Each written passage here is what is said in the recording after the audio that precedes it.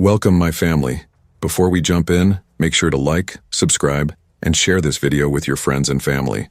I'd also love to know, where are you watching from and what time is it there? Please hype me on YouTube. Thanks. I always thought the first warning would be loud. A scream, a crash, something that would shatter the illusion of normal. But it wasn't. It was a single, quiet knock at the wrong time. A small, deliberate sound that felt like it came from inside my own chest.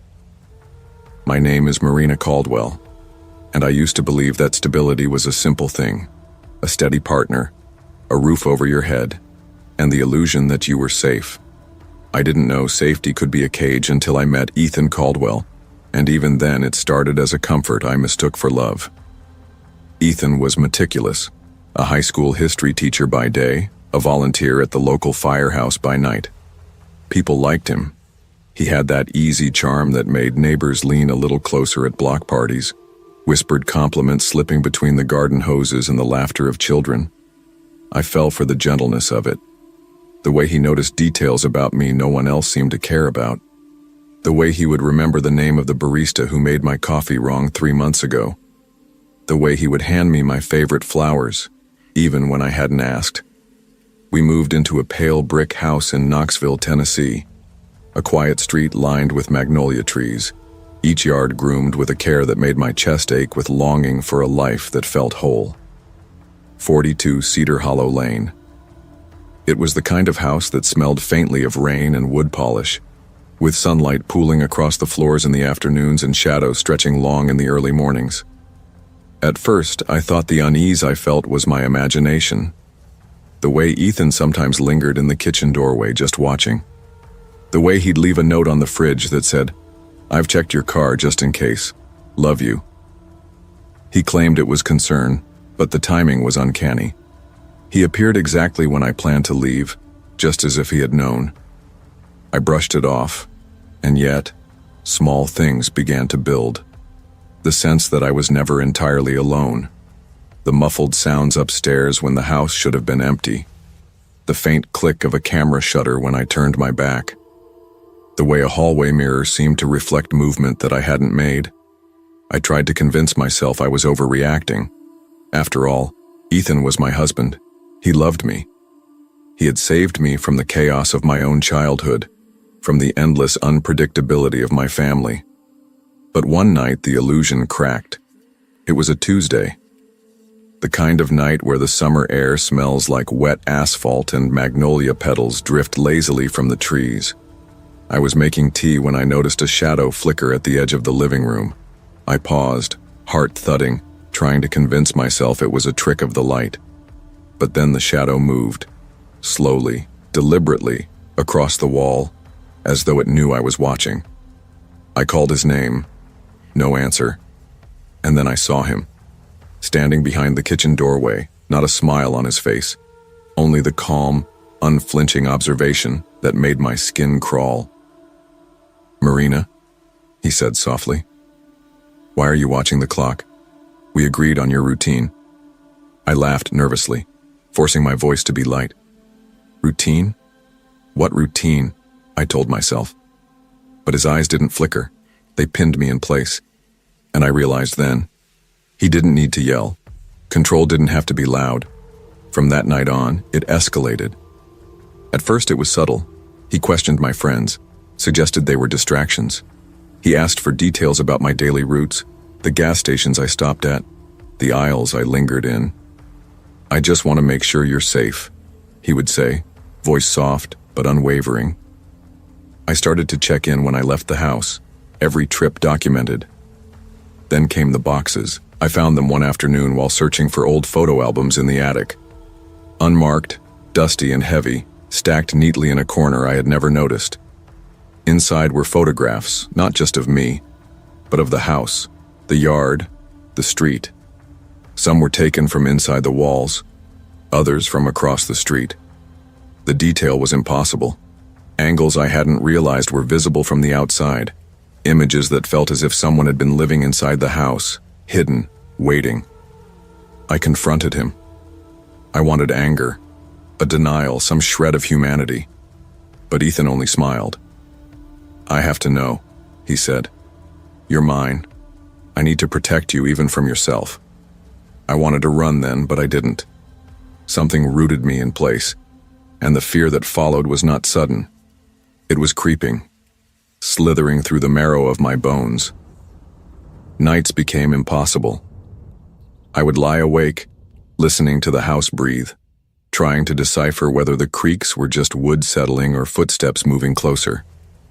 Sometimes I would see reflections in the windows that weren't mine. A dark figure standing in the yard, just at the edge of vision. A whisper curling around the corner of a room, calling my name softly, almost lovingly, almost dangerously. It was not long before I realized the terror had moved beyond him. Ethan had become the anchor for something older, something patient. The house itself seemed to pulse with life, a breathing, watching entity that knew my habits, my rhythms, my every weakness.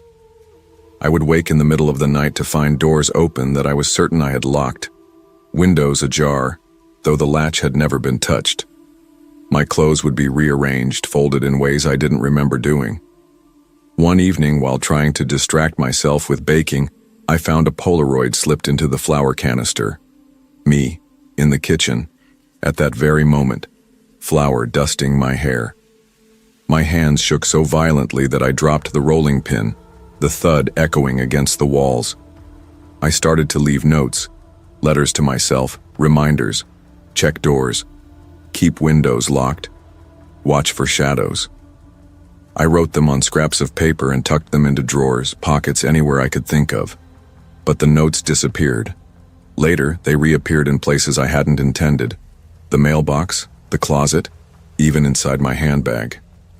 Paranoia became my closest companion. I stopped trusting the mirrors in the house.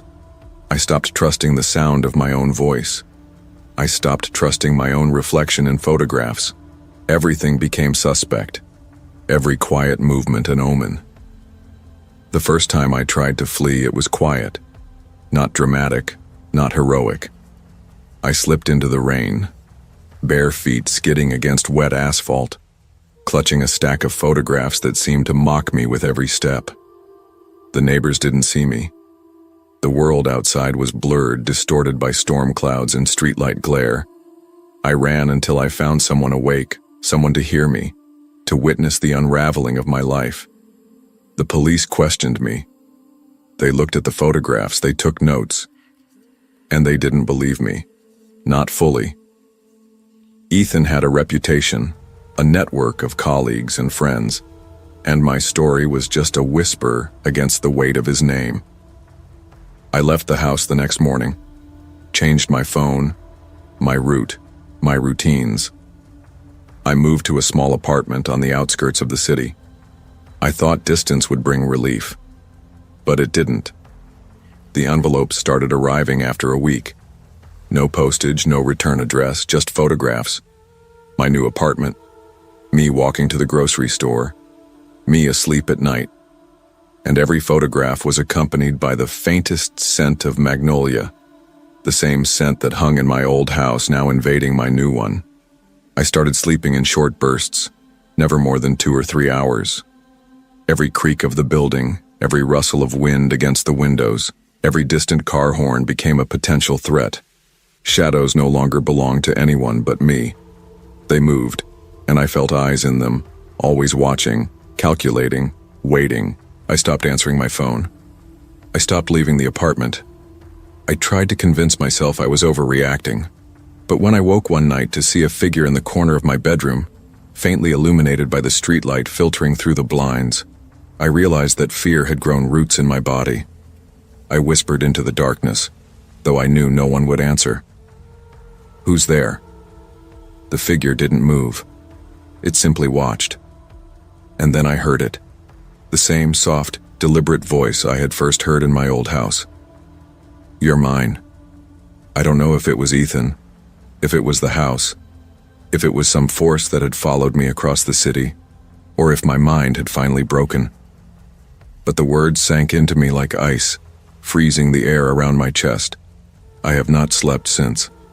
I live now in constant vigilance, existing in the margins of daylight, afraid of every reflective surface, every quiet sound, every movement that doesn't belong to me. I've stopped hoping for reprieve. I no longer wonder if I will ever feel safe.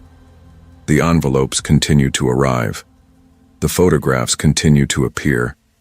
And sometimes, when I close my eyes, I can feel the shadow in the corner of the room stretching toward me, patient, silent, inevitable. And sometimes, if the air is still, the night quiet, and my heart pounding just right, I hear it again, whispering from somewhere just behind my skull. Familiar, inevitable. You're mine. And I lie awake, staring into the darkness, and wonder whether opening my eyes would reveal him, or something far worse.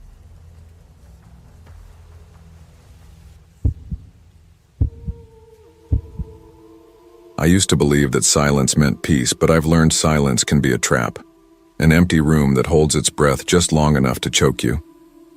When I first left Phoenix and moved with Daniel to the house at 2145 Canyon Ridge Road on the outskirts of Santa Fe, I thought the quiet was a blessing. After years of living with the constant racket of traffic and my father's unpredictable temper, slamming doors, drunken arguments, shattering glass, the desert stillness felt like a clean slate. I wanted to believe I had stepped into a life where sound itself would be softer. Daniel Harper was part of that illusion. When we met through a mutual friend, he seemed like everything I didn't think I could ever have: stable, protective, kind in ways that felt deliberate. He was a paramedic, a man with calloused but steady hands. He spoke to me like my thoughts mattered, listened to the things I was too afraid to say out loud, and promised me I'd never be alone again. "Claire, you've been carrying everyone else's weight your whole life. You don't have to anymore. I've got you," he would say, brushing my hair back with such tenderness I almost cried. For someone like me, who had grown up begging for scraps of attention from parents who were too tangled in their own dysfunction to notice me, those words weren't just comforting, they were intoxicating. I wanted to believe Daniel when he said he would never leave, that he would always protect me. And in the beginning, he did. The first few months we lived together, he made me tea at night when my chest clenched with old panic attacks. He brought flowers home after double shifts. He learned how I liked my eggs, folded my laundry the way my mother never had patience for, and filled the house with little touches that made it feel less like a rental and more like a home. But slowly there were changes, so small at first that I barely noticed. Daniel started asking to check my phone. At first it was framed as practicality. "What if you pass out and I need to call someone? I should know your passcode." It made sense, so I gave it to him. Then he began scrolling through my texts when I wasn't looking. When I asked him why, he'd smile, tilt his head slightly and say, "Just making sure no one's distracting you from us." The first time he corrected me in public was at a dinner with his coworkers. I'd mispronounced the name of a wine on the menu, and everyone had laughed politely. Daniel's hand pressed against the small of my back, harder than necessary. "It's pronounced Cabernet, babe. Don't worry, I'll do the ordering from now on." Everyone chuckled. I forced myself to smile. But later that night, as soon as we got home, his voice hardened. "Don't embarrass me like that again. People notice when you stumble." The way he said it, calm, not angry, was scarier than yelling. I told myself this was what relationships were like. That compromise sometimes meant giving up small parts of yourself for the sake of harmony. But little by little, those parts didn't feel so small anymore. He decided what clothes I wore, what friends I could see, how much makeup was appropriate. If I questioned him, he had a way of twisting my words back onto me. "I'm just trying to protect you, Claire. Why are you being so ungrateful?" Some nights I would lie awake beside him, staring at the ceiling fan turning slow, listening to the desert wind slide against the windows and wonder, is this love or is this prison? Then came the night everything cracked. It was June 21st, 2018, a Thursday. The air was so dry that even after sundown the heat radiated off the asphalt in waves. Daniel came home late, his shirt wrinkled, hair damp with sweat, eyes burning with an intensity I hadn't seen before. "Long shift?" I asked gently, setting down the book I hadn't really been reading. He stared at me for a long moment before answering, a faint smile tugging at the corners of his mouth. "You don't trust me, do you?" The question startled me. "What?" "Of course I do." His smile widened, but it didn't reach his eyes. "I think we need to reset your perspective." I tried to laugh, to brush it off. "What does that even mean?" "We're going for a drive," he said simply, already heading for the door. "It'll be good for you." There was no question in his tone, no room for discussion. My stomach nodded, but when I hesitated, his shoulders tensed, and he turned just enough to catch my eye. "Now, Claire." I grabbed my jacket even though the night air didn't call for it. Something in me already knew I might need it. The drive started silent. Daniel's hands gripped the wheel, veins standing out against the skin. His knuckles were pale, but his breathing was steady, almost measured. The highway unspooled before us like a black ribbon, stretching into emptiness. After a few miles, he began to talk. "You've been distant, questioning me, watching me come home late like I'm sneaking around. I save lives for a living, Claire, and you don't even appreciate that." "I never said—" His hand slammed against the wheel. "Don't interrupt." I flinched. The desert air rushed in through the open windows, carrying dust that stung the back of my throat. The moon hung low and swollen, bathing the land in sickly yellow light. Everything looked flat, lifeless, like we were driving through the bones of something long dead. Daniel's voice lowered, almost hypnotic. "You're betraying me, plotting against me. Don't deny it." I swallowed hard, kept my eyes fixed on the road ahead. "Daniel, I'm not plotting anything. I love you." He smiled then, but it was the kind of smile that made me colder instead of warmer. "Love isn't enough. You need to obey." The word lodged in me like a shard of glass. I thought of asking him to turn back, but I knew he wouldn't.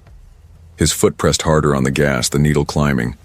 The landscape blurred into streaks of sand and shadow. My pulse thudded in my ears. That's when I saw it. The flicker of neon ahead. A broken sign, half lit, announcing a desert gas station that had long been abandoned. The windows were boarded, pumps rusting in the moonlight. The place looked like a corpse of itself. Daniel slowed the car, pulling in with eerie deliberation. He killed the engine, and the silence that followed was heavier than sound. He turned to me, his smile stretching too wide. "This is where we fix things." Something in his tone made my blood run cold. The air around the gas station was stagnant, as if even the wind had abandoned this place years ago. Crickets didn't sing, dogs didn't bark, and the night itself seemed to hold back, waiting. My hand hovered near the door handle, but Daniel leaned slightly closer, his voice low, intimate, dangerous. "You don't get to walk away from this, Claire. Not until you understand." His eyes glimmered in the sickly moonlight, pupils so wide they swallowed most of the blue I used to find comfort in. My heart hammered against my ribs. I forced my voice steady. "Understand what?" "That you belong to me. That you've been given a second chance. My chance. And I won't let you waste it." I reached for the door. Slow, deliberate, as though I could fool him into thinking it was harmless. But his hand shot across the console, fingers locking around my wrist like iron. The pressure made my bones ache. "Don't test me." His tone was flat. No anger, no rise in volume. Just a statement, colder than anything he'd said before. The world tilted then. I felt it in my body, like the desert had shifted beneath us. My father's voice came unbidden. Memories of nights I'd crept out of my bedroom to hear him tell my mother she'd ruined his life, that she was nothing without him. Daniel's words echoed those same rhythms, the same trap. And suddenly, I understood. This was never about love.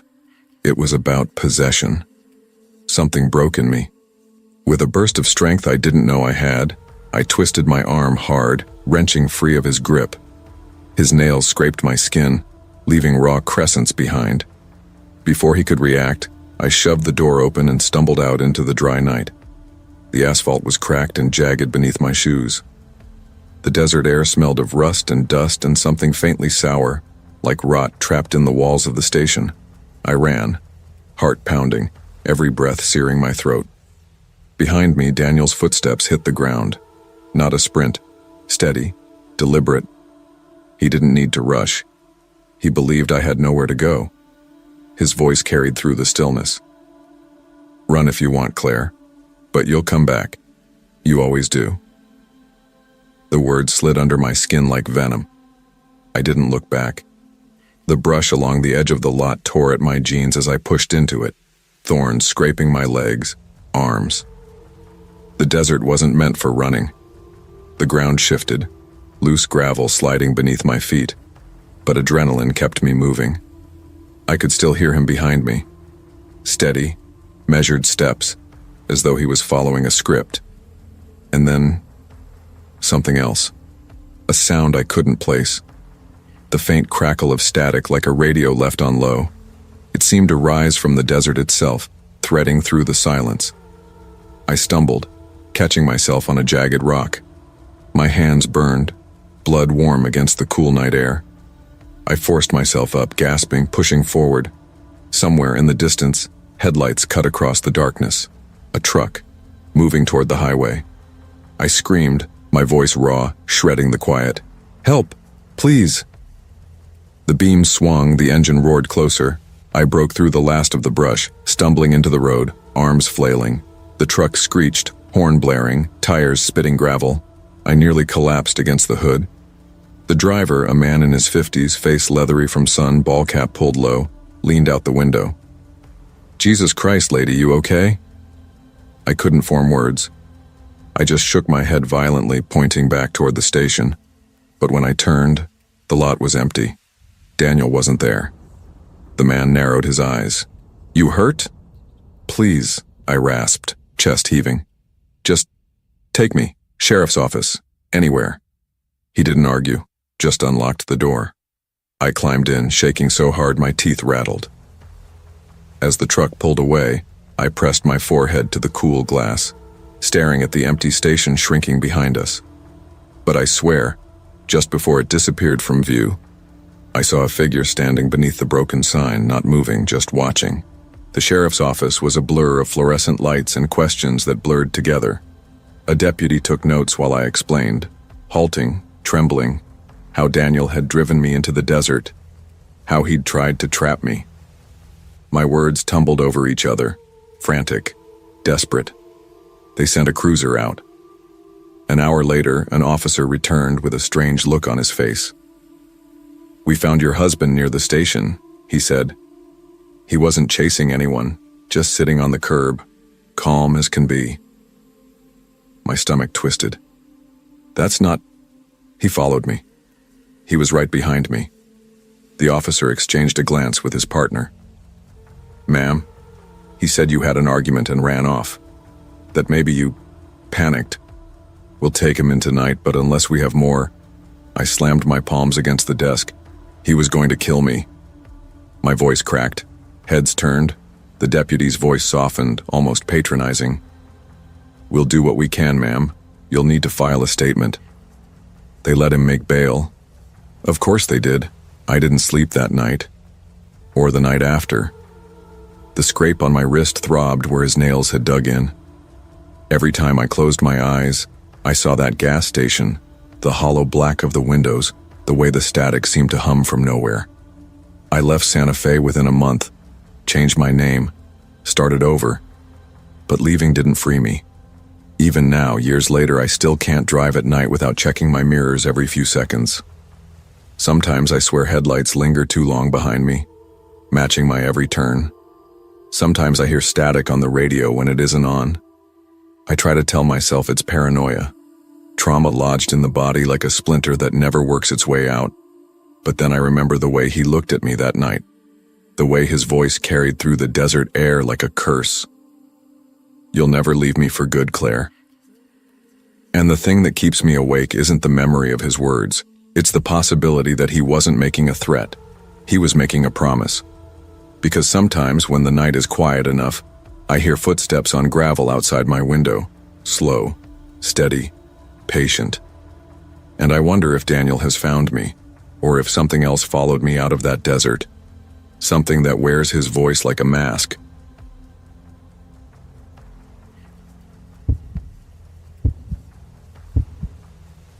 I never thought safety could feel like a trap, but from the first night I moved into that townhouse, I sensed something under the stillness, a current I couldn't name. My name is Elena Ramirez, and what I'm about to tell you isn't the kind of story that fits neatly into categories like love or fear or madness. It is all of those tangled together so tightly that sometimes I can't tell where one ends and the other begins. When I married Michael Ramirez, I thought I was choosing stability. I was 31, carrying the weight of a childhood scraped together out of absence and poverty. My parents had left me before I could read, and my grandmother raised me in a 2-bedroom house that smelled of mothballs and fried onions. She was stern, practical, and always tired.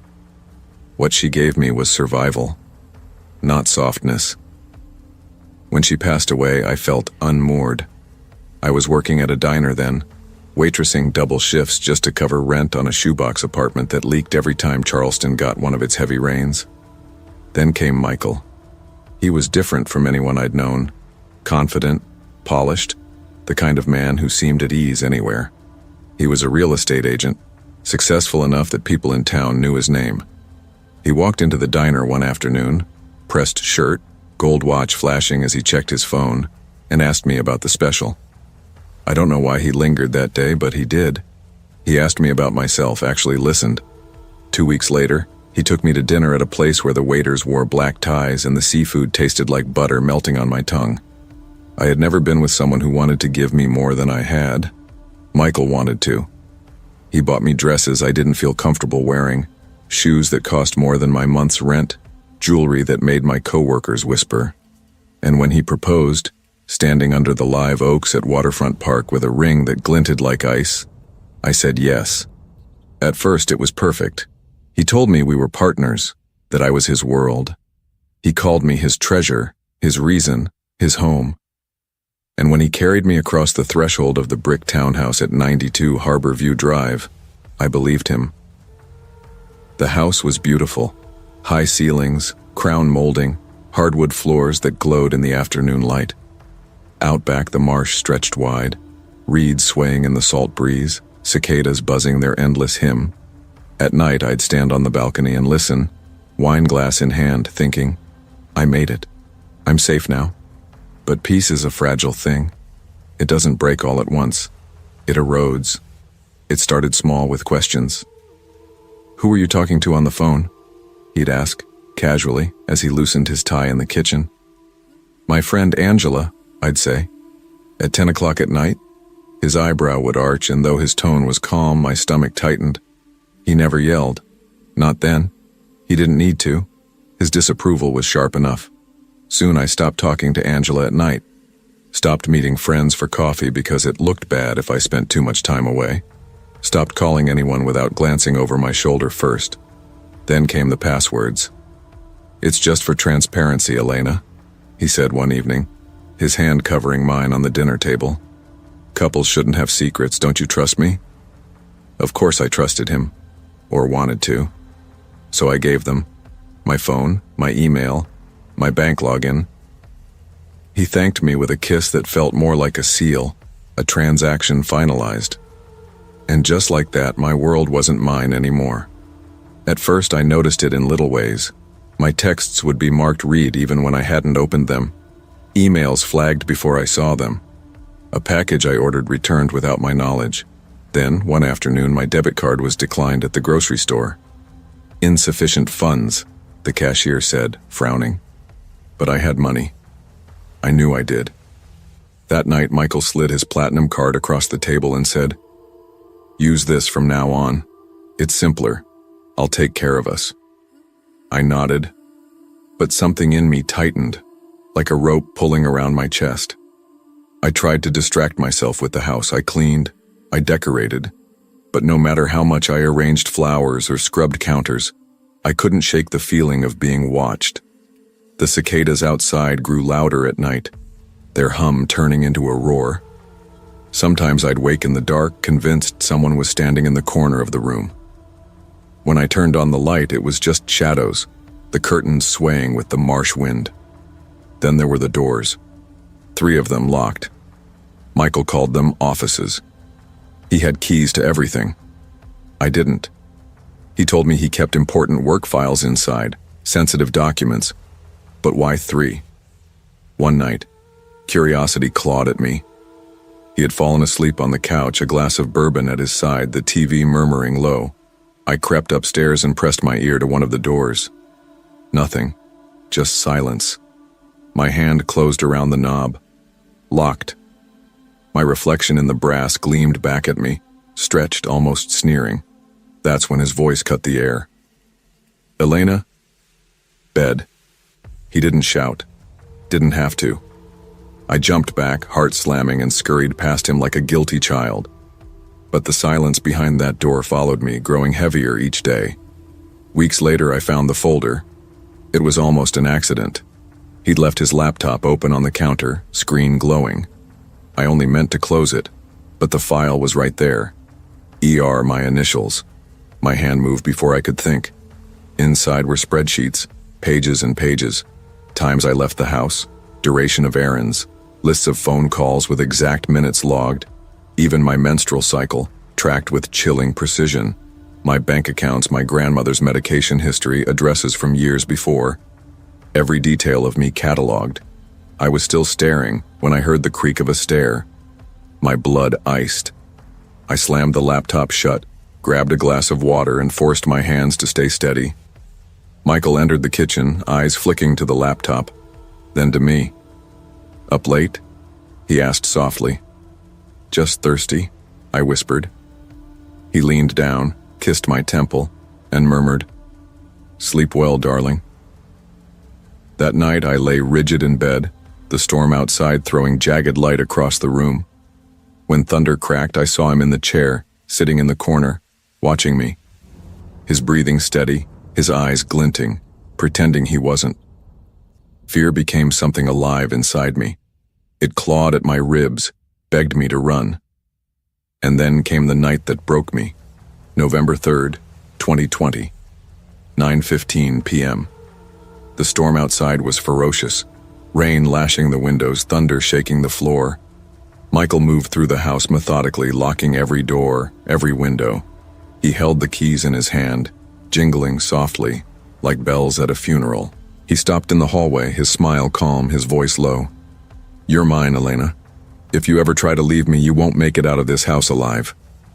I don't remember deciding. My body moved. While he checked the windows, I forced open the upstairs one, rain slashing my face. The brick tore my legs as I scrambled down, barefoot, clutching nothing but my phone. I fell into the marsh, mud sucking me down, mosquitoes swarming, lightning blinding. I ran until my lungs burned, until my screams were lost in the storm. The police came. They searched. They found the rooms. Photos of me pinned to walls, recordings of my phone calls, my footsteps, maps of my routines. He had been building a cage around me long before I noticed the bars. They arrested him. But Michael was a man who knew how to smile, how to charm, how to twist words until black looked like white. He was released on bail within weeks.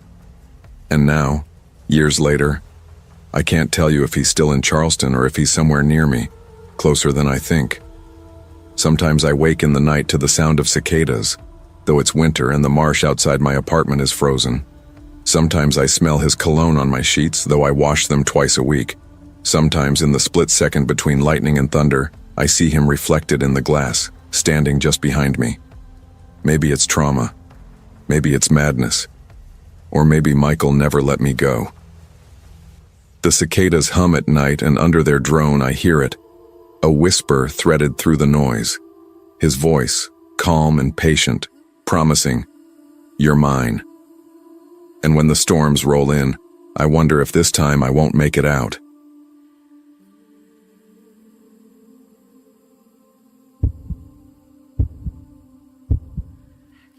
I didn't notice the silence at first. Not the kind outside the window, but the kind inside me. It crept into my life like fog, softening the edges of panic and loneliness, replacing them with a stillness I thought I'd been searching for my whole life. It was the summer of 2017 when I met Ethan Ross, the man I believed could finally silence the noise that had chased me since childhood. I was 20 then, restless, working part-time at a bookstore in Asheville, while taking community college classes I wasn't sure I'd finish. I had no steady plan, only a steady ache that came from growing up in a fractured home in Rochester, New York, a father who left when I was 12, a mother who numbed herself with pills. Nights spent listening to arguments dissolve into slammed doors. I learned early that love was fragile, conditional, breakable. But Ethan seemed different. He carried himself with a patience I mistook for strength, with a steadiness I convinced myself meant safety. We met through a mutual friend at a coffee shop near campus. He was a graduate student in environmental engineering, his dark hair perfectly neat, his clothes pressed, his voice calm in a way that drew people toward him. When I first sat across from him, I noticed how he listened, not nodding absent-mindedly like most people, but studying me with an intensity that made my words feel important. When I laughed nervously about my tendency to overthink, he smiled. "Maybe you just need someone to help carry it," he said. That night, when he walked me to my car, my hands trembled as I searched for my keys.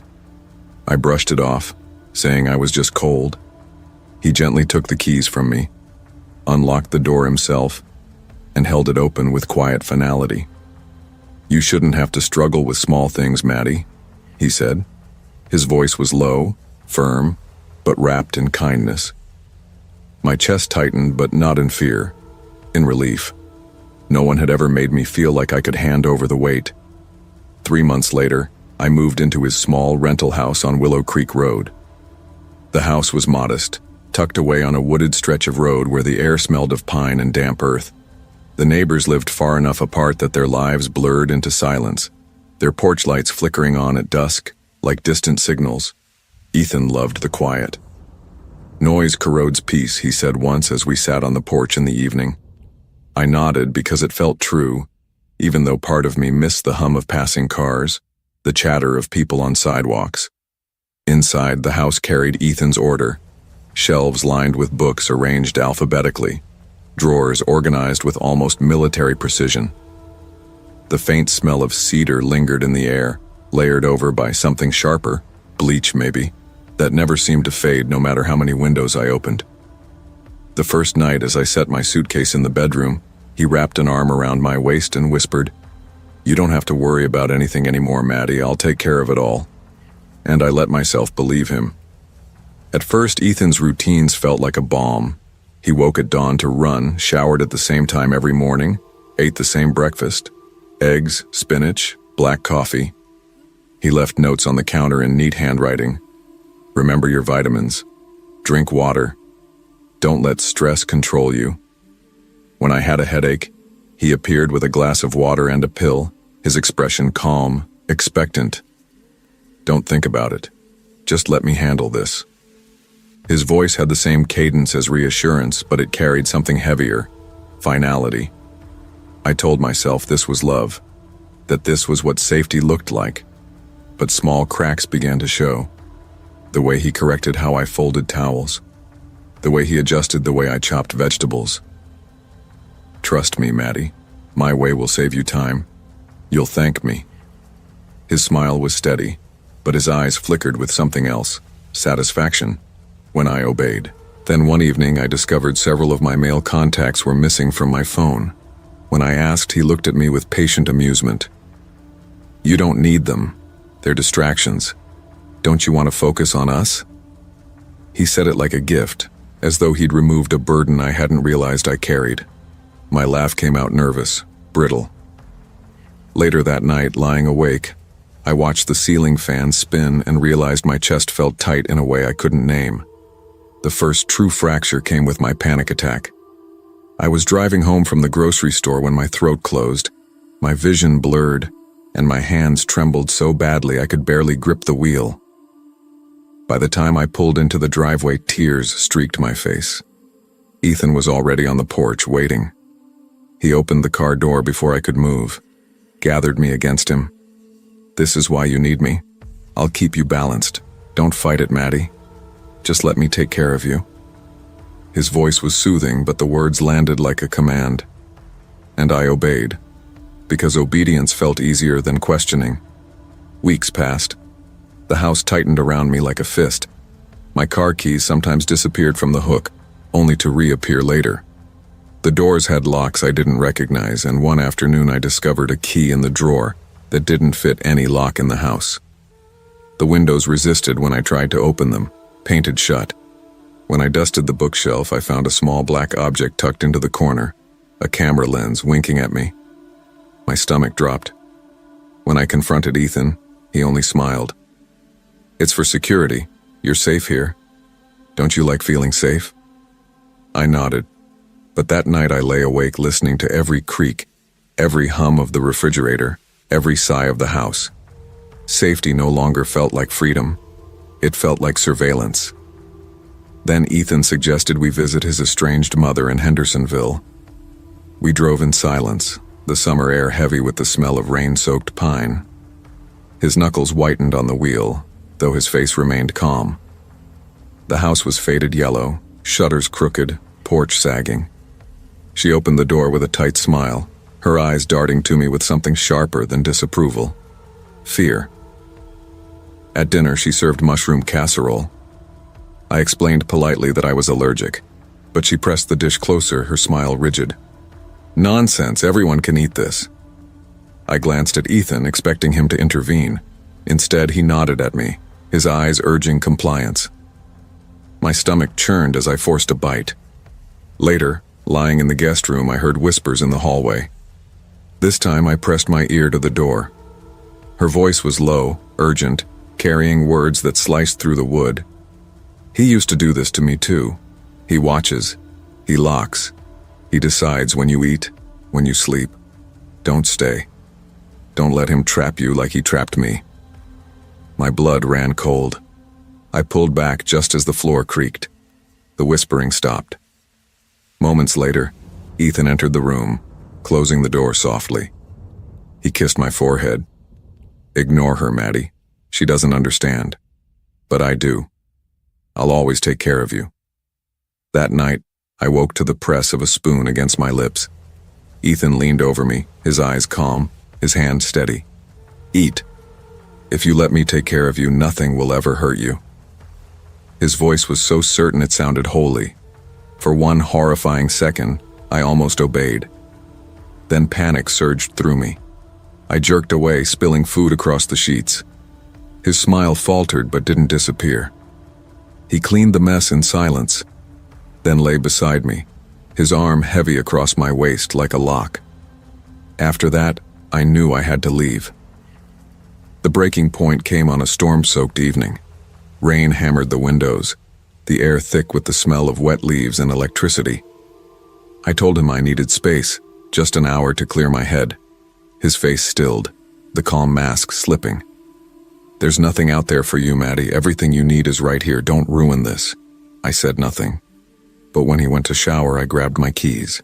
My hands shook violently, the metal clinking against itself as I fumbled. Barefoot, heart racing, I bolted out into the storm. The rain struck my skin like needles, soaking my clothes in seconds. The gravel sliced into my feet, sharp and unforgiving, each step sending shocks of pain through my body. The air smelled of mud and wet pine, thick with ozone as thunder cracked overhead. My hair clung to my face, water streaming into my eyes. I could barely see the car through the sheets of rain. My fingers slipped on the handle, the metal slick and cold. Inside, the seat was icy against my soaked skin. My breath came in ragged gasps as I jammed the key into the ignition. Behind me, Ethan's voice cut through the storm.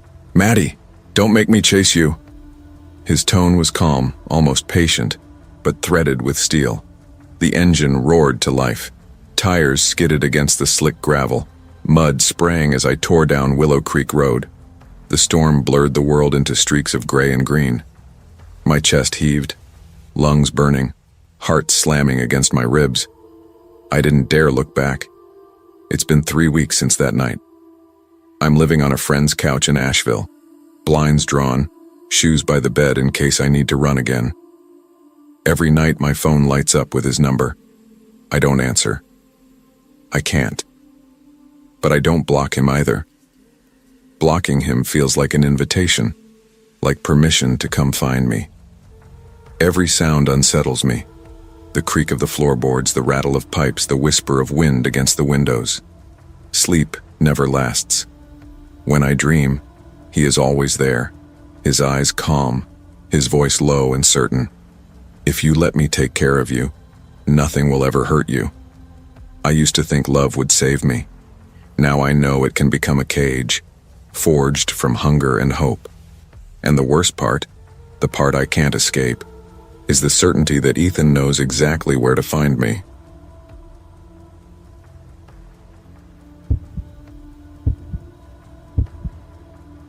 I used to believe cabins were romantic. That's how David sold me on the trip in the first place.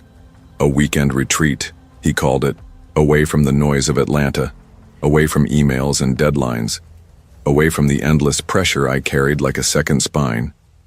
In my mind, I pictured warm light spilling across knotty pine walls, the sweet smell of cedar, the way fresh mountain air would clean out the dust in my lungs.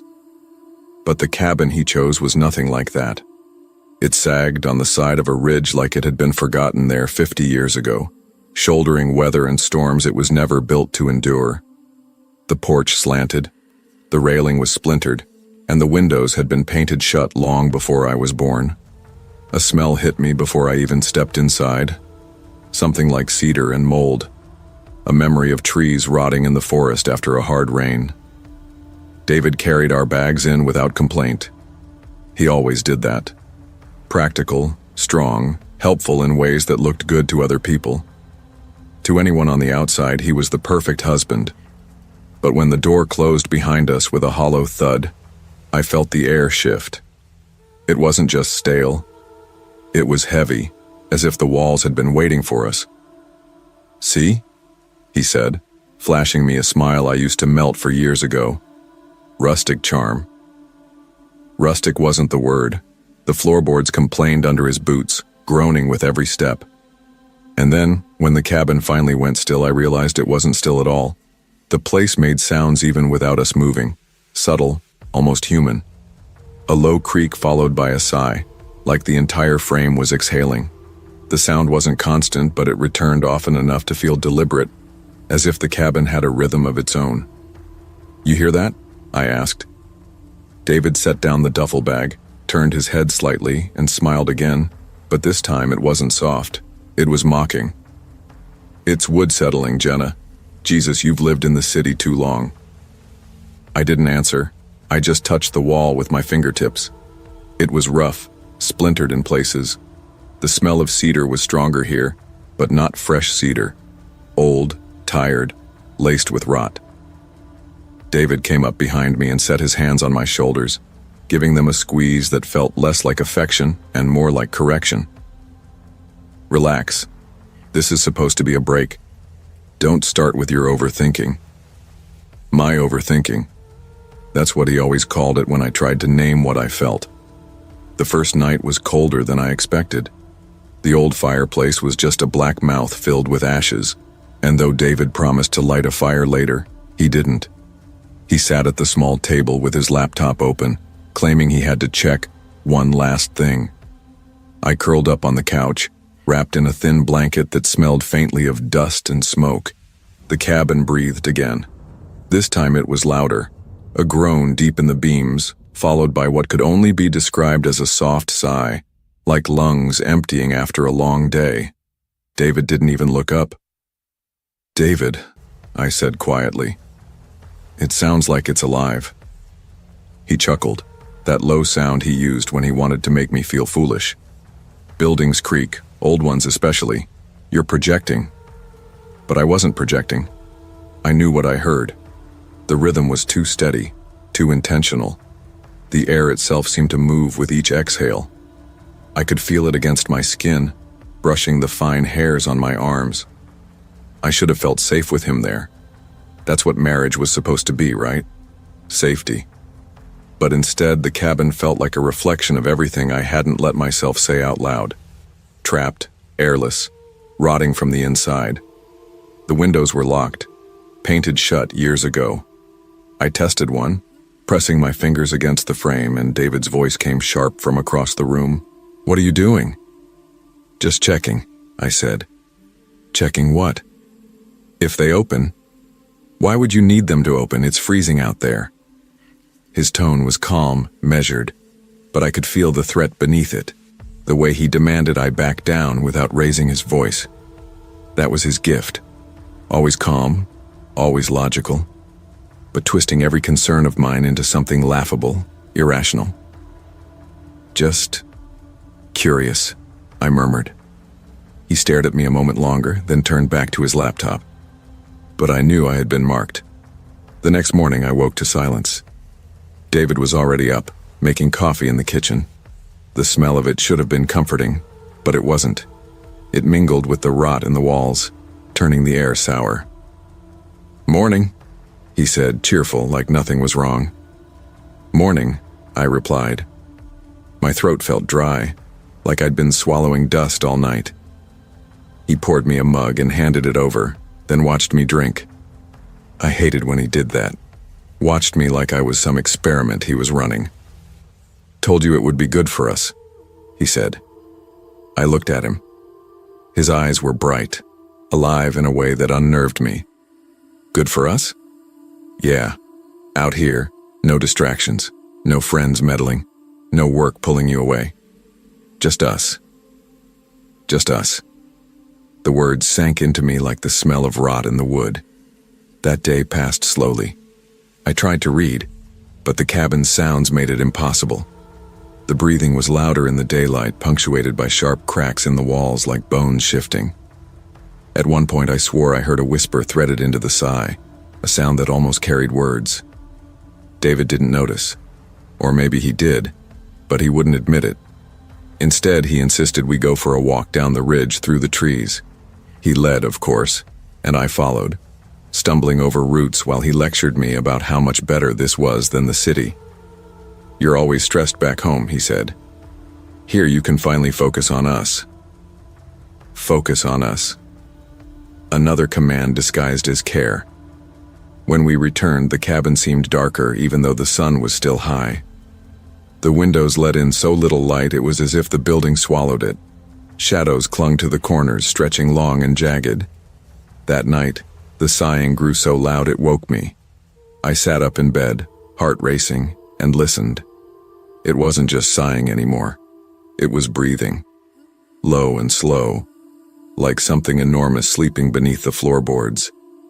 And in the dark, David stirred beside me, murmured something I couldn't quite hear. His arm tightened around my waist, heavy, locking me in place.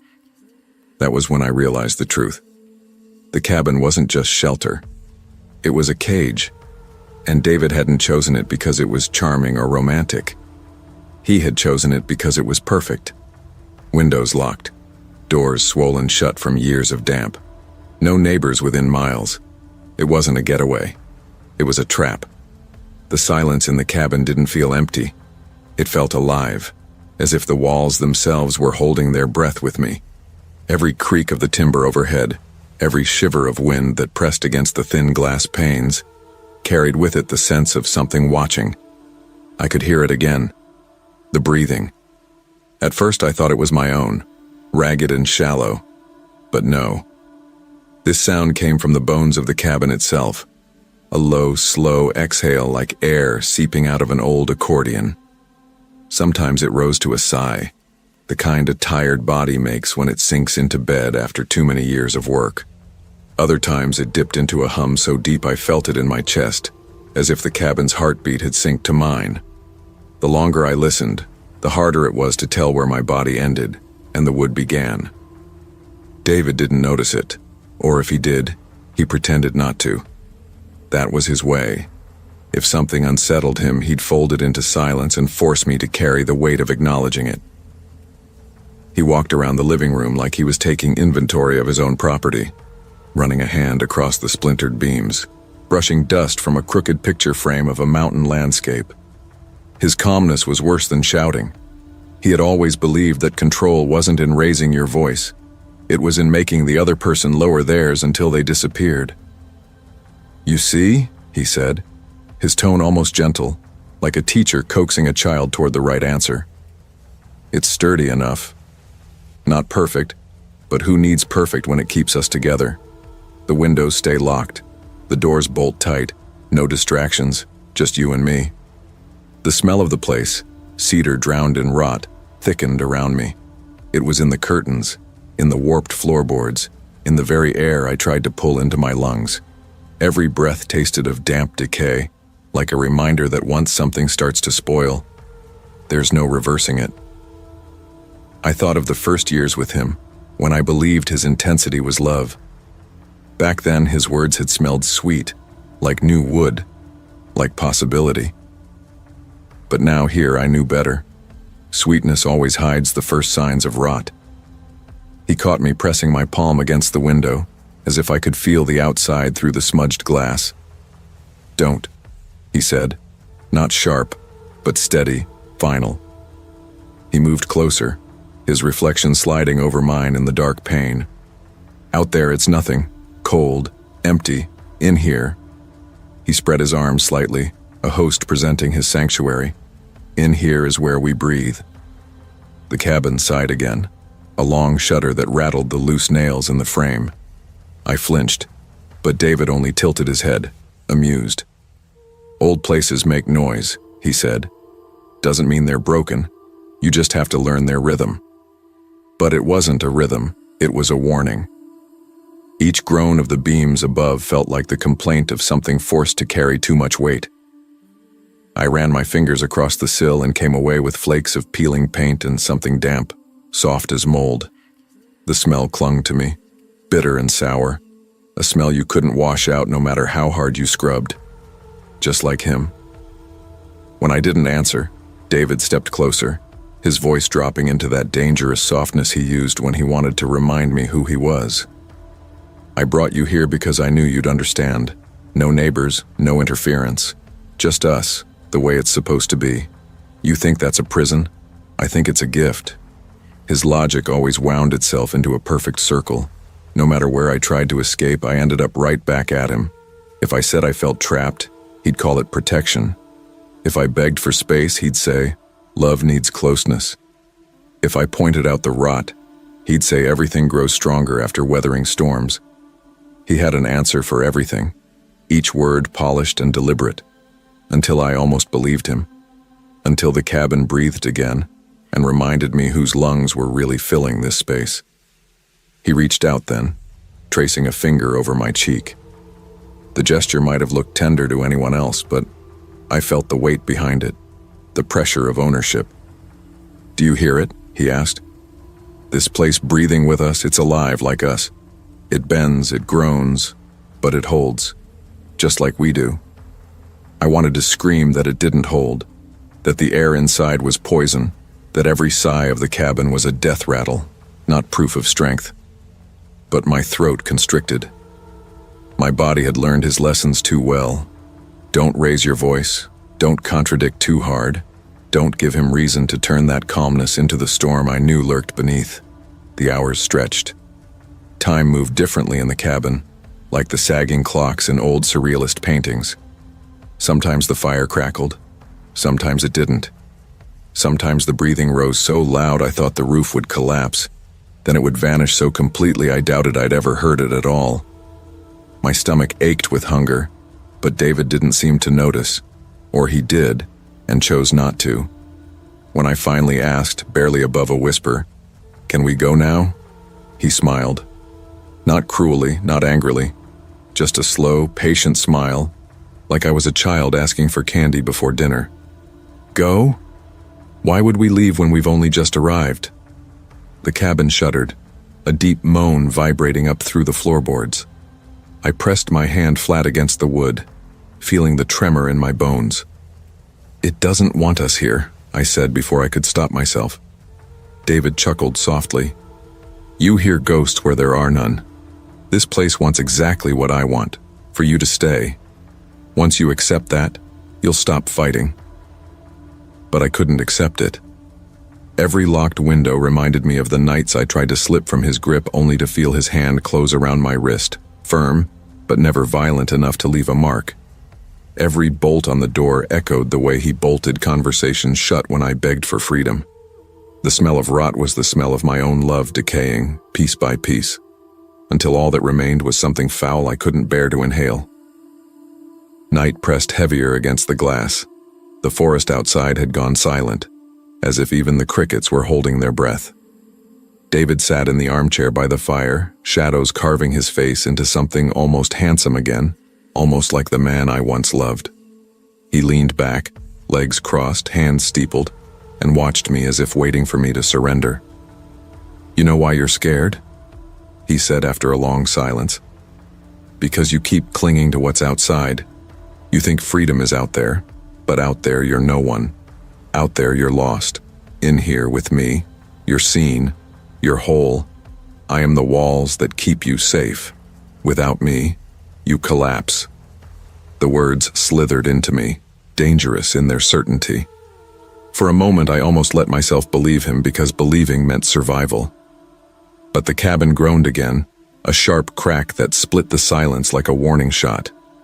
Dust rained from the ceiling, and I saw David's calm falter just slightly, his eyes darting upward before he smoothed his face again. "Even strong things break," I whispered, more to myself than to him. His smile returned, but this time there was an edge to it. "Not if they're cared for. Not if they're loved the right way." The right way. His way. Always his way.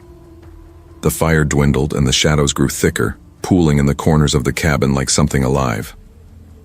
I thought I saw movement once, just a ripple, a shifting shape, but when I blinked it was gone. Still, I couldn't shake the feeling that the cabin wasn't just breathing, it was listening. Listening to him, listening to me, deciding which one of us it would side with. I lay awake long after David's eyes closed, his body slumped in the chair like a man certain of victory. The air grew colder, each draft carrying that wet fungal scent deeper into my lungs. My skin prickled, my throat burned, my chest ached with every shallow inhale. And through it all, the cabin sighed, sometimes soft, sometimes guttural, as if it were choosing whether to cradle me or swallow me whole. I thought of the girl I used to be, the one who once dreamed of walking streets lined with possibility, not locked inside a rotting shell of someone else's making. That girl was still in me somewhere, gasping for air, pounding on the locked windows of my chest. And in that moment, with the cabin groaning around me and David's twisted logic still echoing in my ears, I knew. If I didn't find a way out tonight, I never would.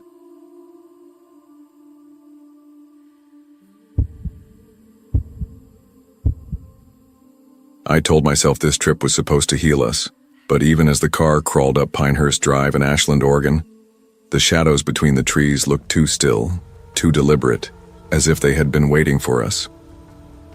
My name is Maya Dawson. I was 17 that summer of 2021 and I carried more weariness than a girl my age should have. Dad had been gone nearly a year by then. Not dead, not sick, just gone. He left with a suitcase one Wednesday morning, and we never saw him again. He left no note, no explanation, just a hollow echo in the walls, and a mother who sat too long at the kitchen table, staring at her untouched coffee until it went cold. His absence clung to me differently. I stopped trusting things that were supposed to last. Friends, teachers, even my own body when I looked at it in the mirror. It all felt temporary, like at any second it might dissolve into nothing. I built a shell around myself, filled it with late-night scrolling, music loud enough to drown thought, and the quiet performance of being fine. But I wasn't. Mom thought this weekend away would fix it, or at least start to. An Airbnb at 1324 Pinehurst Drive, Ashland, 4 days in a picture-perfect house where, she said, we can remember who we are, just us. I wanted to believe her. I wanted the trip to be more than her desperate attempt at escape. The house was as quaint as the listing promised. Pale blue shutters, roses along the walk, a porch sagging under the weight of its own history. But the shutters were nailed shut. Every window was sealed like an eye forced closed. And then there was Mark Whitfield, the host. He was in his early 40s, trim, his shirt ironed sharp, his hair combed with precision. He smiled as he greeted us, but it was the kind of smile that seemed rehearsed.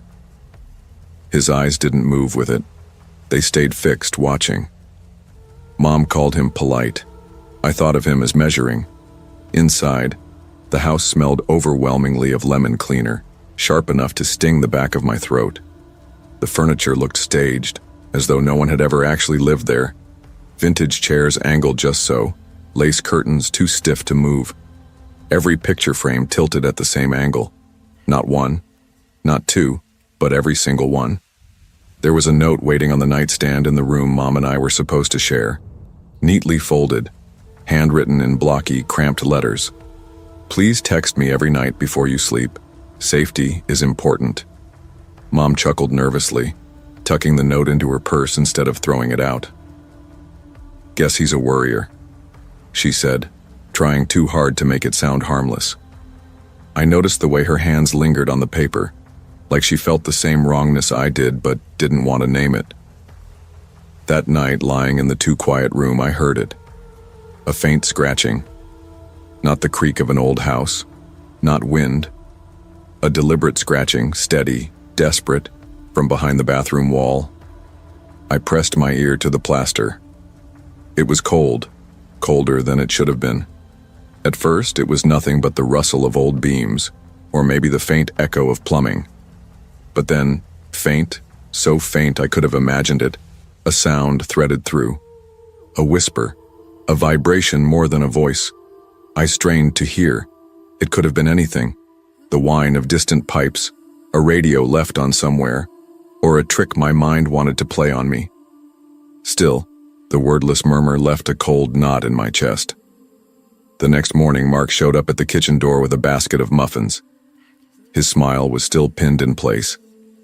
He brushed Mom's hand when he passed them to her, just a hair too long, too purposeful. I saw her flinch, though she smoothed it over quickly. She wanted to believe in kindness. She needed to. By midday, I was already exploring. I found the locked door at the end of the hall. Heavy wood, new frame.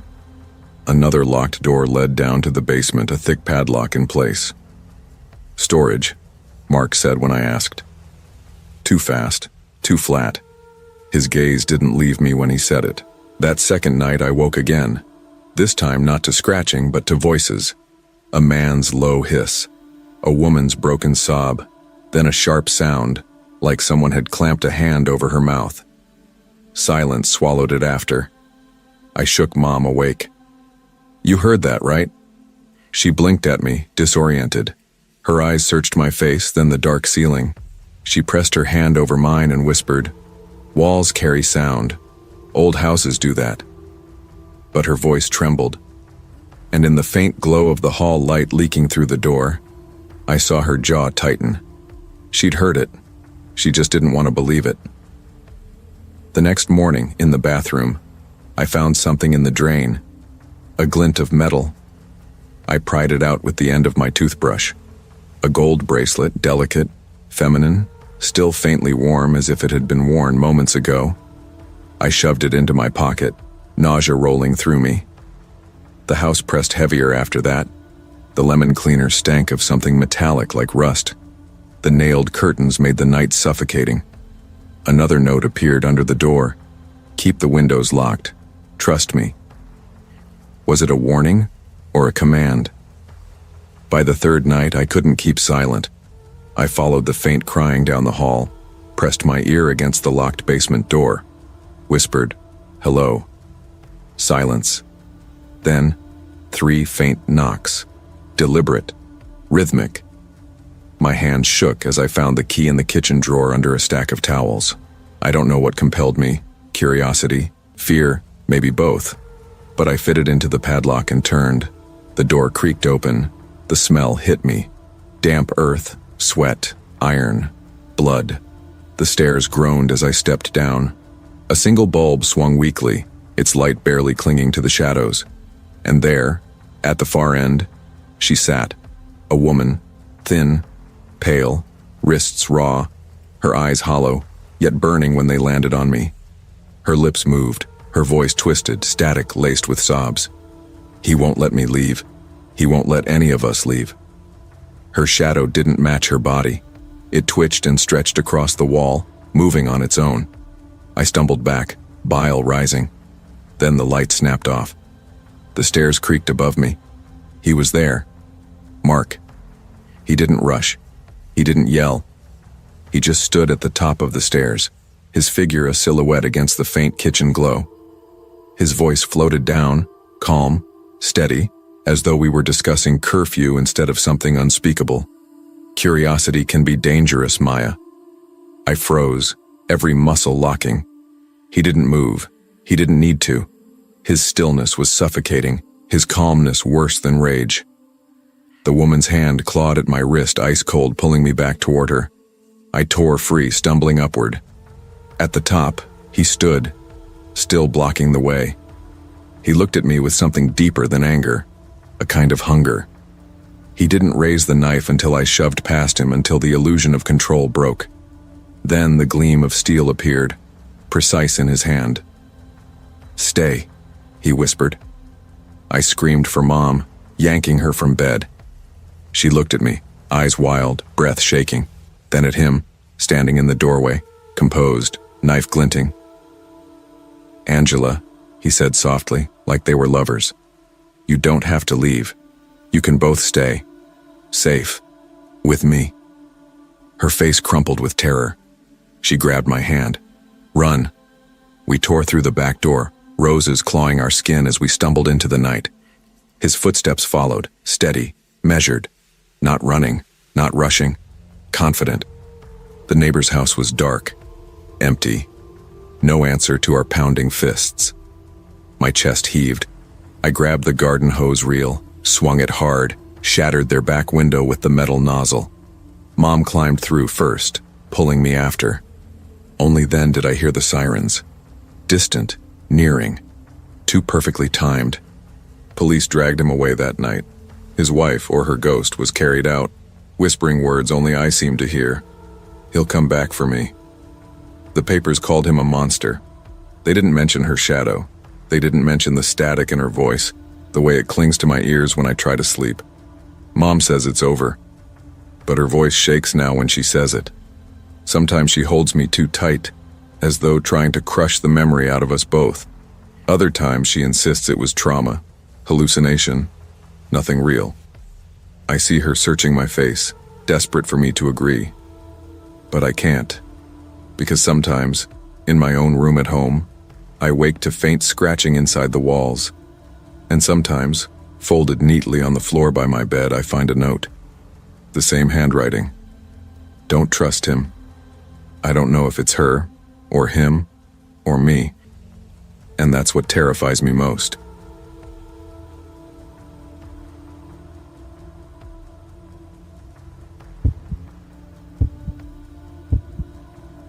I used to think safety had a sound. A certain softness in the way wind brushed through magnolia leaves outside our little house on Brookshire Avenue, the quiet sigh of a kettle steaming in the kitchen, the murmur of my husband's voice in the evening as he prayed aloud, head bowed, eyes closed. I clung to those sounds like proof that my life was finally steady. After all the years of chaos I had survived, the nights when I used to wake in my childhood home and swear someone was whispering my name from the dark, I believed this house and this marriage would be different. But sometimes safety is just silence hiding the wrong kind of noise. Paul Moreno was the man everyone admired. He was gentle in the pulpit, slow to anger in the grocery store line, the kind of husband people pointed to and said, "You're lucky." And I believed them at first. How could I not? He was tender when we first married, brushing my hair back from my forehead when I fell asleep on the couch, leaving notes in the fridge beside packed lunches that said, "Love you, sweet girl." He spoke with such conviction about faith, about duty, about the sanctity of marriage, that I convinced myself every correction, every quiet suggestion about my clothes, my words, my posture was just love in disguise. It's only now, looking back, that I hear the edge under his voice in memory. A faint static I ignored, like something behind the walls of our home had been waiting all along. The first time I remember truly questioning myself was over something so small it should have slipped past unnoticed. I had gone to the store alone, bought 2 bags of flour, a carton of eggs, and a jar of honey.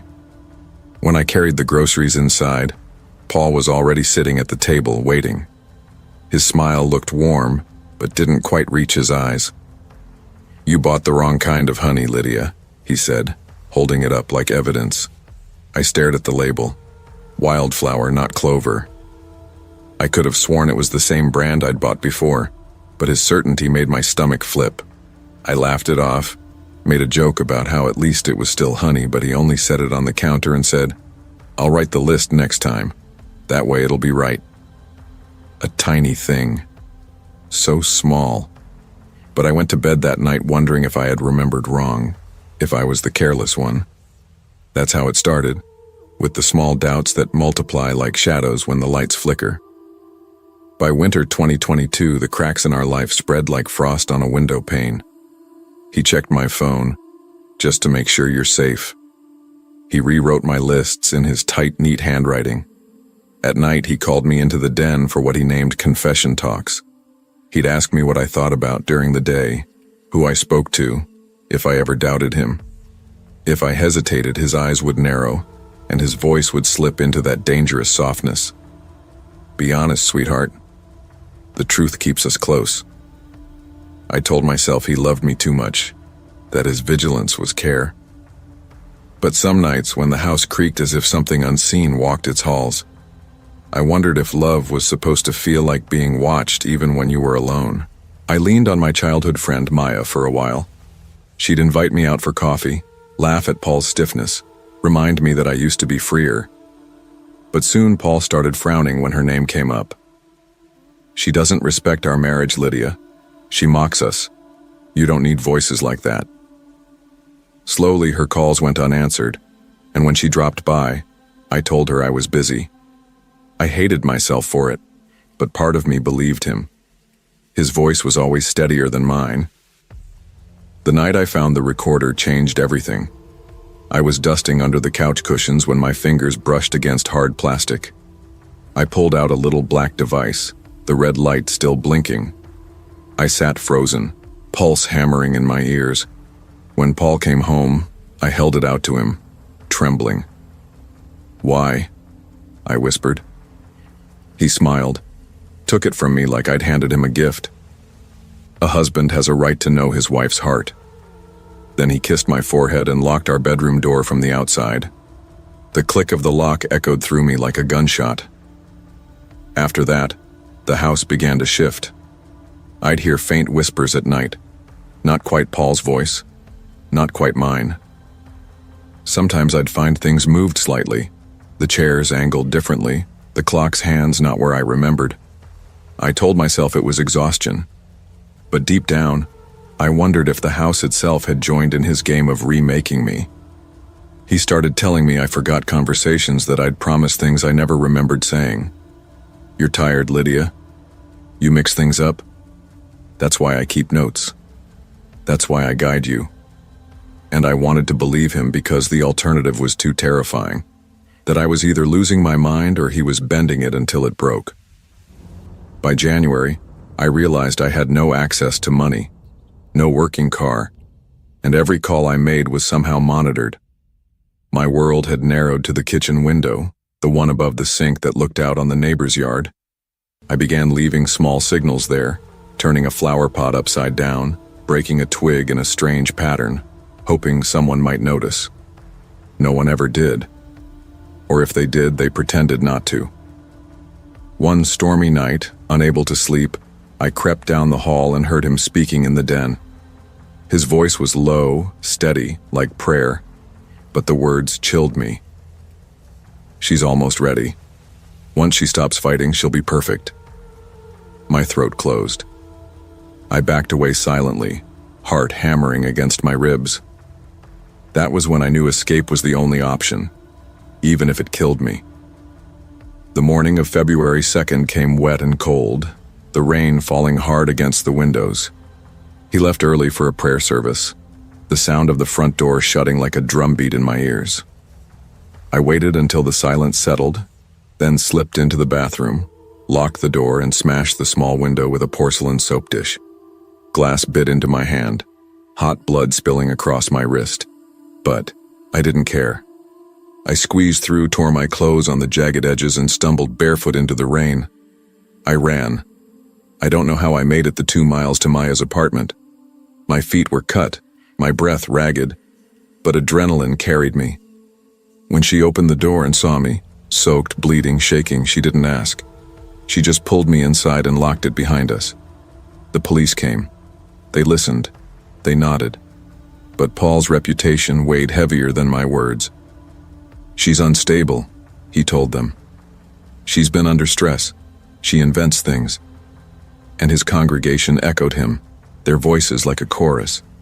Perfect husband, dutiful wife gone astray. I was placed in protective housing, but no charges ever stuck. Paul went on preaching, smiling, shaking hands after Sunday service.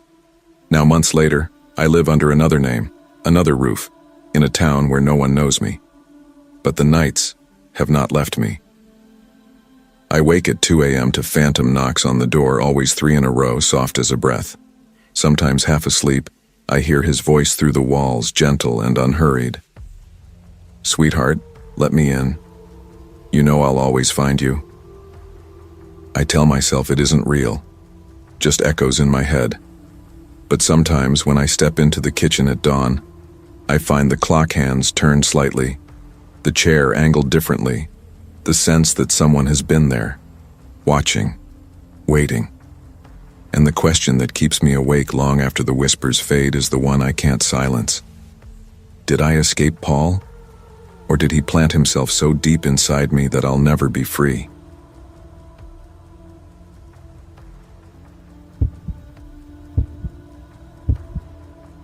I always thought marriage would bring me peace. That's what I told myself the night I sat in my kitchen in Toledo, Ohio, staring at the clock that ticked too loudly, like a nervous heartbeat trying to remind me it was still there. The second hand dragged, jerking its way around the numbers, and every sound it made drilled into me. The radiator clanked. The refrigerator hummed. Even the lights above me buzzed faintly. But none of it mattered compared to what I was waiting for. The sound of his car in the driveway, the door unlocking, his shoes on the tile. Daniel Miller, my husband. To anyone else, he was respectable, admired. A man with neatly pressed shirts, polished shoes, a strong handshake. The kind of man who led finance meetings by day, shook the pastor's hand after church on Sundays, and smiled with clean, perfect teeth when the neighbors waved. They saw charm. They saw security. They saw a man who belonged in glossy magazines about the American dream. But they didn't see what I saw. They didn't see how his smile could stay in place while his eyes turned sharp, cold, like glass splintering. They didn't hear how his voice could slide into that careful, measured tone, the one that made my stomach drop because calm Daniel was worse than angry Daniel. Calm meant control, and control meant punishment. It hadn't always been this way. That was the cruelest part. He didn't start as a nightmare. In college, he had been safety.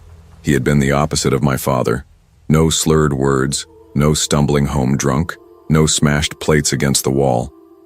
Daniel carried my books, walked me home at night, pressed his hand gently at the small of my back like I was something fragile he intended to protect.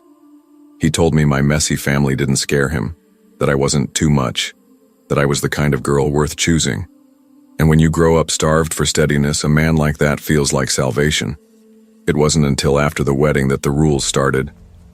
Don't leave dishes in the sink overnight. Ants will come. Harmless enough, logical even. Then it became, Don't wear sweatpants outside the house. People will think I don't provide for you. A little strange, but I told myself it was pride, not cruelty. Later, don't call me after 5. If something's important, wait until I get home. Emergencies make me look weak. And still later, don't use the Wi-Fi after midnight. We need rest. Shut down your phone. I'll unplug the router.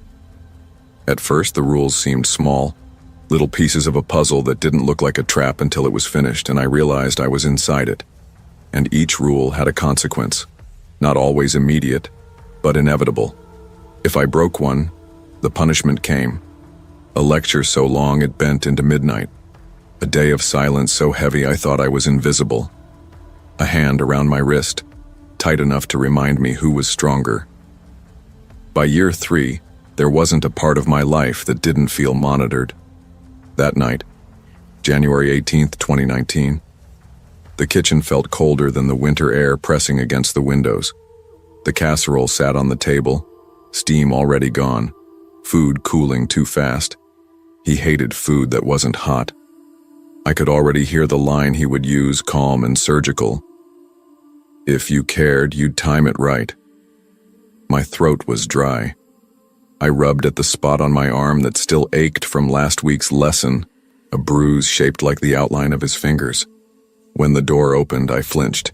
Daniel stepped inside, holding a bottle of wine like it was a gift, like he was a man surprising his wife with something romantic.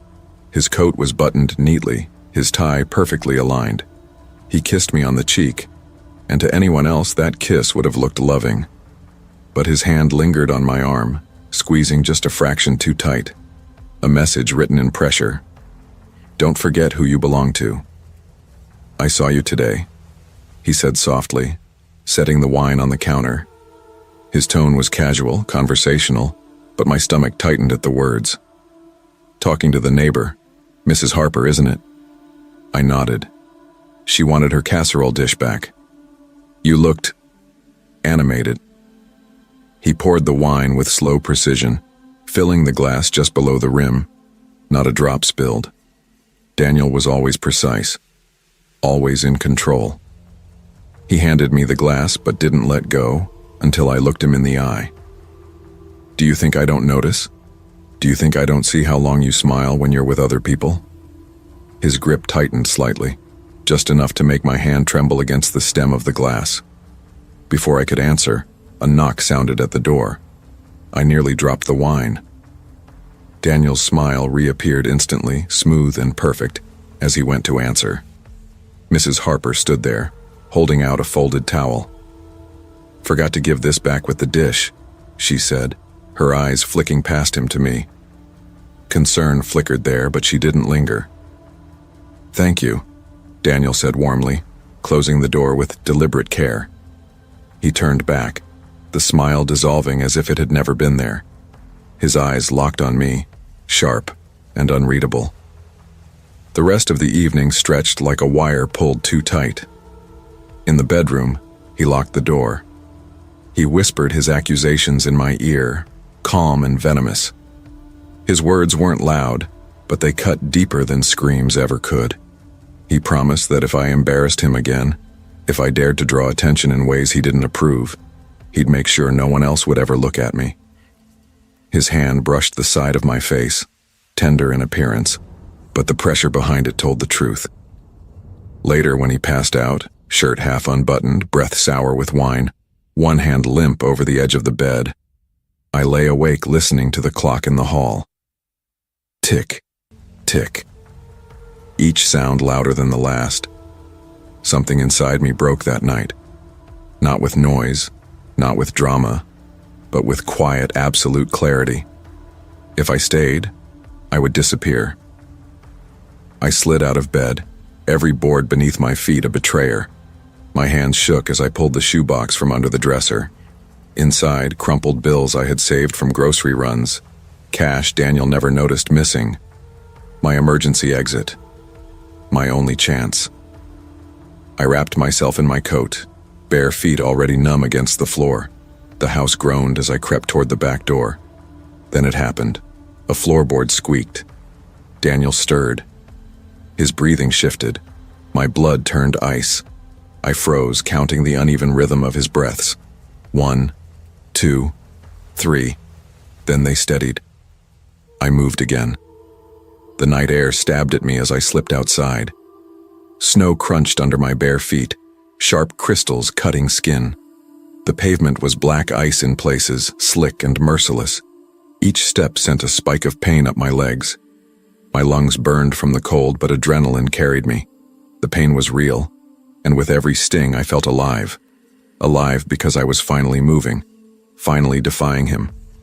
By the time I reached the 24-hour gas station 2 blocks away, my toes were bleeding, my coat flapping uselessly against the freezing wind. I burst inside, shoebox clutched against my chest, hair plastered to my face with sweat. The clerk stared, his eyes widened. "Call 911, I gasped. "Please." He fumbled for the phone. My knees shook so violently I thought they'd give out. Minutes stretched into lifetimes until the flashing red and blue lights painted the glass windows. I pressed against the counter, every muscle trembling. When the officers came in, they didn't need my story to believe me. The bruises climbing my arms, the way my voice cracked with every word, told them more than I could. They guided me outside, one hand steady at my elbow. And then I saw him. Daniel appeared down the block, staggering shirt half open, eyes wide and wild, his voice carrying across the frozen street. For a moment, terror crushed me. He was coming. He'd drag me home. The rules would tighten, and I'd never escape again. But then something shifted. The officers intercepted him, blocking his path. He tried to argue, his voice calm at first, precise. When that didn't work, the mask cracked, his words spilling louder, sharper. He reached out, and that was enough. The handcuffs clicked shut, steel against his wrists. The power shifted in that instant, and I felt it deep in my bones. For the first time, he wasn't the one in control. For the first time, I wasn't the one trembling under his stare. I thought that would be the end. Months later, in a small apartment across town, deadbolts secured on every door, curtains drawn tight, I told myself I was safe. But safety isn't permanent. It doesn't last. Sometimes in the dead of night, I wake to sounds that shouldn't be there. A low hum outside, like the idle growl of a car engine sitting in the dark. The smell of his cologne faint on my coat when I swear I haven't worn it in weeks. And last Tuesday when I came home, the shoebox of cash was on the wrong side of the closet floor. No money missing, no sign of forced entry, just moved, as if someone wanted me to know they had been there. I tell myself it's paranoia. I tell myself it's impossible.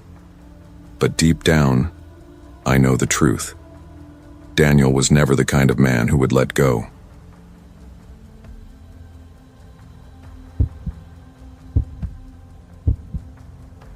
I never realized how fragile silence could feel until I moved into that house on Canyon Creek.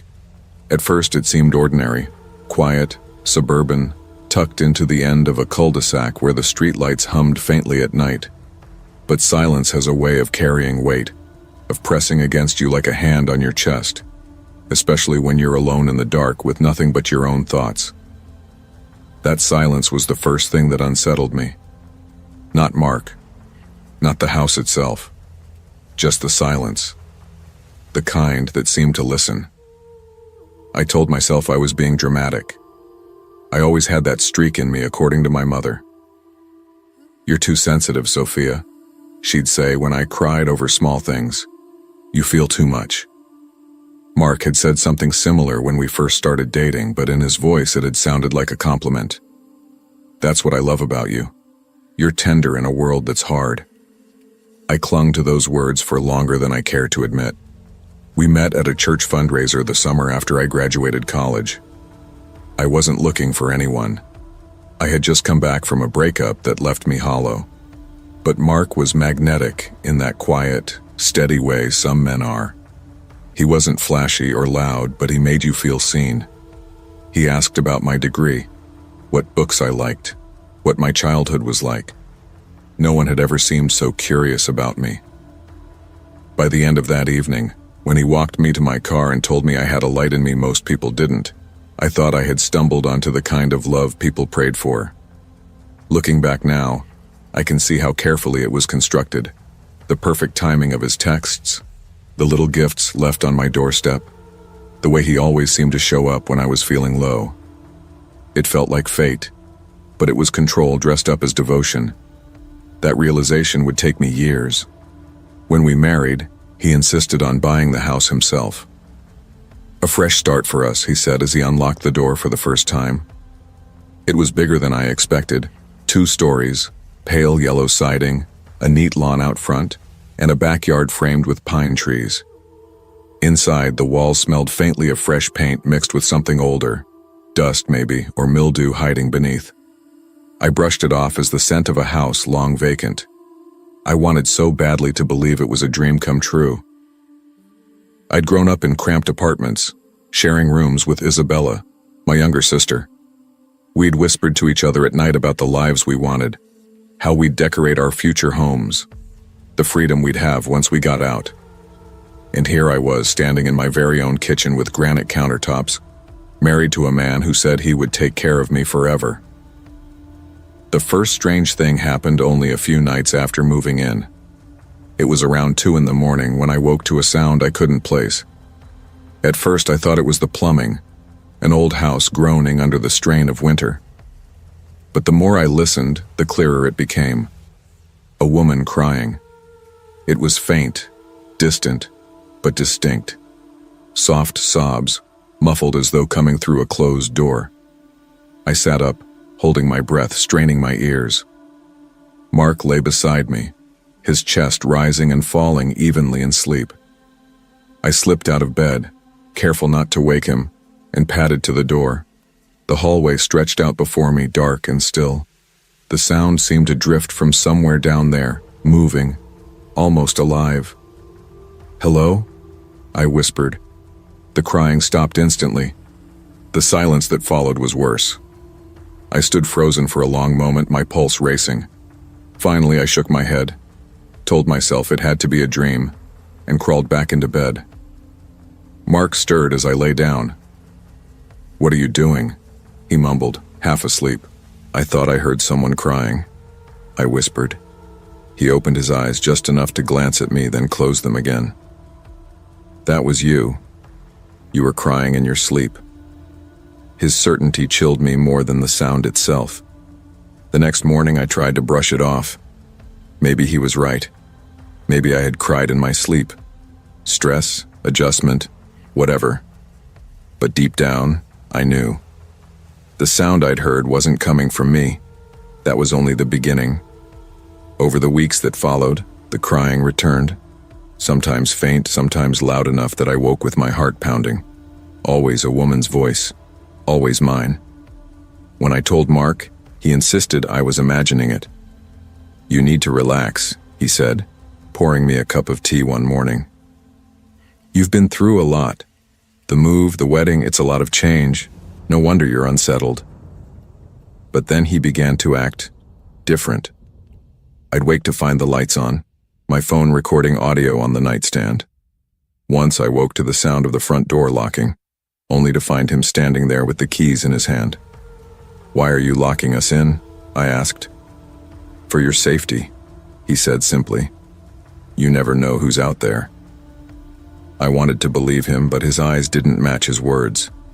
There was something too calm, too calculated in the way he watched me. The worst was the night I woke to find him standing at the foot of the bed. He wasn't moving, just watching. "Mark?" My voice trembled. "What are you doing?" "You were crying again," he said. I wasn't. He tilted his head slightly, his face shadowed in the dim light. Then who was it? That question haunted me. I began to feel like the house itself was against me. Doors I swore I left open were locked. My belongings shifted places. Sometimes, I'd catch a glimpse of movement in the mirrors, just a flash, like someone passing behind me. I confided in Isabella. She came over one afternoon while Mark was at work. We sat at the kitchen table, steam rising from our coffee. "You don't sound okay," she said, studying me. "I'm not," I admitted. "Something's wrong here. I hear things, and Mark..." He keeps saying it's me, but I don't think it is. Her brow furrowed. Soph, you need to leave. Whatever this is, it's not safe. I can't, I whispered. He controls everything. My phone, my bank account, even the keys. I don't know how to get out. She reached across the table and squeezed my hand. Then I'll help you. Just say the word. I nodded, but fear clamped down on me like a vice. That night, when I checked the closet where I had hidden a small bag of clothes and essentials, it was gone. In its place was a folded note. Don't cry. I'll take care of you. I nearly collapsed right there. From then on, it felt like Mark was 2 steps ahead of me. I'd think about leaving, and he'd say something that made it clear he knew. I stopped sleeping. The crying grew louder, sharper, until it seemed to fill the entire house. Finally, on February 19th, I made the choice. I texted Isabella. Pick me up tonight. Don't knock, just wait down the street. I waited until Mark went upstairs, then crept down with my purse. The rain was coming down in sheets, cold air slicing through my jacket. My heart was hammering so loudly I thought he would hear it, but when I reached the front door, my blood ran cold. He was standing there, waiting. He didn't yell. He didn't grab me. He just smiled, calm and terrifying. Going somewhere? I swallowed hard. I need some air. You don't need air. His voice was gentle, almost tender. You need me. Otherwise, the crying will never stop. Something inside me snapped. I bolted past him, yanked the door open, and ran into the rain barefoot. My feet slapped against the pavement, pain shooting up my legs as I sprinted down the street. I didn't look back until I saw Isabella's headlights. I dove into her car, soaked, gasping, sobbing. She didn't say a word, just slammed the gas and drove. Through the blur of rain, I looked back one last time. In the upstairs window, Mark stood watching, smiling. I never went back, but the crying followed me. Even in my new apartment miles away, I waked to the sound of a woman sobbing in the hallway. Sometimes faint, sometimes sharp. Always there. And I wonder if it was ever the house at all. Or if it's him. If Mark somehow planted it inside me, a sickness I can't shake. Because every night when the crying begins, I feel it. The weight of someone watching. And I know, without a doubt, that his smile is still out there. Waiting.